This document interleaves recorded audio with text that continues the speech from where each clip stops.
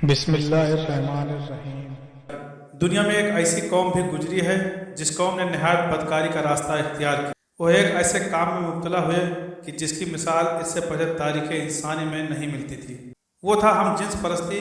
ان کے مرد مردوں کے ساتھ بدفعلی کرتے، جنہیں موجودہ زمانے میں گے کہا جاتا ہے، جبکہ عورتیں عورتوں کے ساتھ اپنی نفسانی خواہشات کو پورا کرتی، جنہیں موجودہ زمانے میں لیسبین کہا جاتا ہے۔ یہ لوگ یہ کام پوشیدہ یا ڈھکے چھپے نہیں کیا کرتے تھے، بلکہ سر عام مجلسوں اور محفلوں میں منہ کالا کرنا اپنی شان سمجھتے تھے۔ اس آبادی کی خوشحالی دیکھ کر لوگ تجارت وغیرہ کی غرض سے یہاں آیا کرتے اور یہ لوگ انہیں دھوکے بازی سے لوٹ لیتے۔ اگر وہ خوبصورت اور کمسن ہوتا تو اس سے بدفعلی کا بھی ارتکاب کرتے۔ یہ قوم تھی حضرت لوط علیہ السلام کی قوم، جسے قوم سمود کے نام سے بھی یاد کیا جاتا ہے۔ اس قوم کے گناہ اتنے بڑے تھے کہ اللہ تعالیٰ نے اس بستی کا نام و نشان تک اس دنیا سے مٹا دیا۔ حضرت لوط علیہ السلام حضرت ابراہیم علیہ السلام کے بھتیجے تھے۔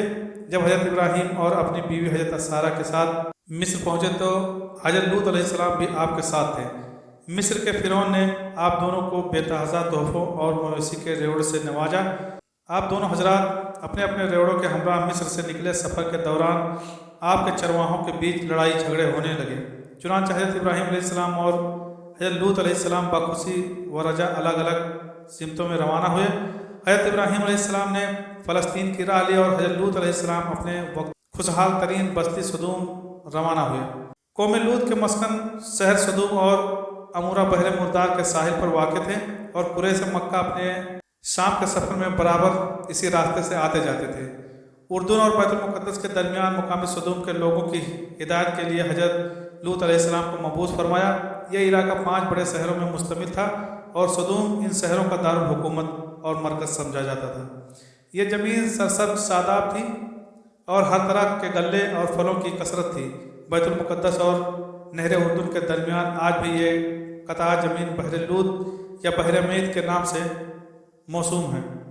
اس کی زمین سطح سمندر سے بہت زیادہ گہرائی میں ہے اور اس کے ایک خاص حصے پر ایک دریا کی صورت میں ایک عجیب قسم کا پانی موجود ہے، جس میں کوئی بھی جاندار مچھلی، میڈک وغیرہ زندہ نہیں رہ سکتا، اس لیے اس کو بحر میت بولتے ہیں۔ یہی مقام سدوم کا بتلایا جاتا ہے۔ آپ نے یہی رہائش اختیار کی اور یہاں کے بگڑے ہوئے لوگوں میں دین کی تبلیغ شروع کی۔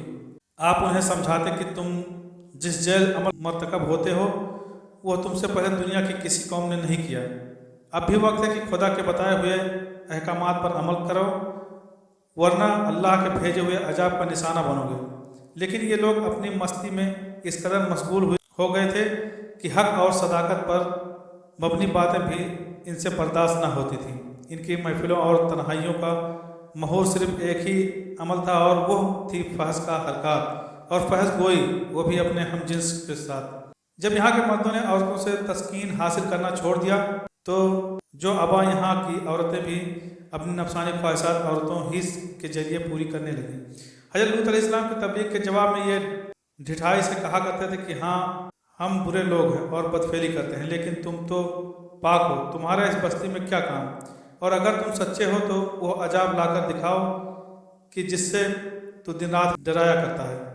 حضرت لوط علیہ السلام کی بیوی بعض مورخین اس کا نام وائلہ بتاتے ہیں۔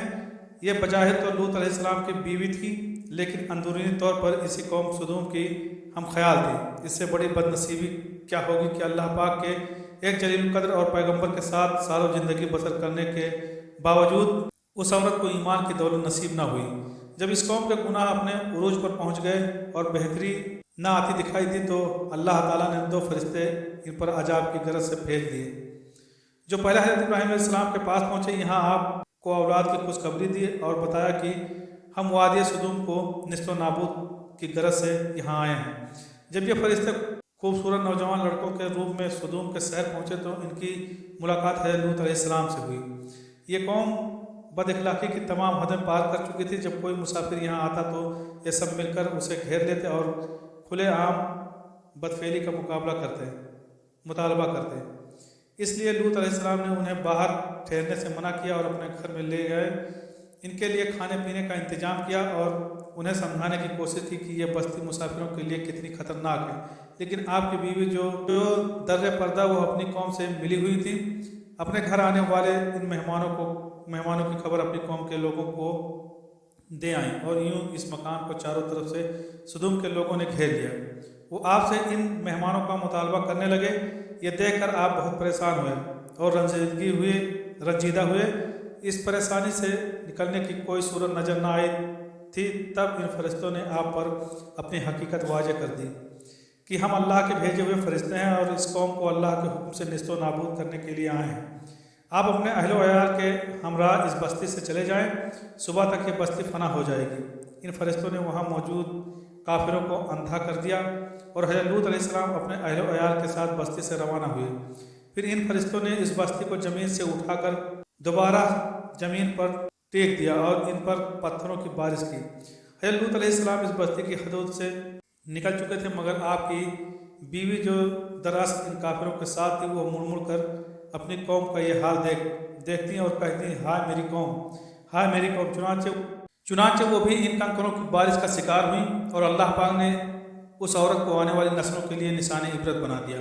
उस औरत की लाश आज भी पत्थरों के इस फौसल के दरमियान मौजूद है, जिसे लॉस्ट वाइफ पिलर के नाम से जाना जाता है। सदूम के पहाड़ों में औरत आज भी अपनी कौम के दरमियान दुनिया को सरकशी और बेराहरवी के अंजाम से आगाह करती रही हैं।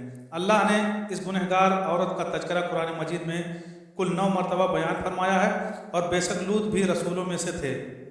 जब हमने उसको और उसके सब घर वालों को निजात दी, मगर एक बुढ़िया जो अजाब पाने वालों में रह गई, फिर हमने दूसरों को हलाक कर दिया। और बेशक तुम इनके पास से सुबह के वक्त गुजरते हो और रात में भी, बस क्या तुम अकल नहीं रखते।